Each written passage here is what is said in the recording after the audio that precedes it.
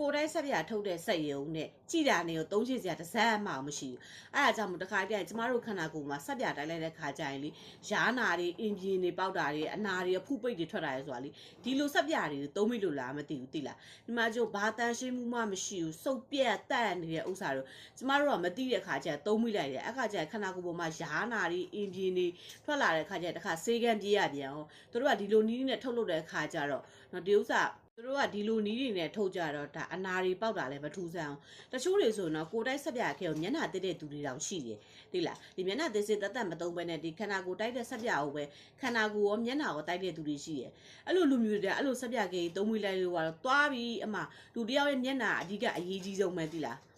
အဲ့ဥစ္စာကိုဒီလောက်တော့ညစ်ပတ်ဆုပ်ပြတ်တဲ့မျက်နှာတစ်ချလိုက်လို့ကတော့ပွဲသိမ့်သွားမယ်တခါတည်း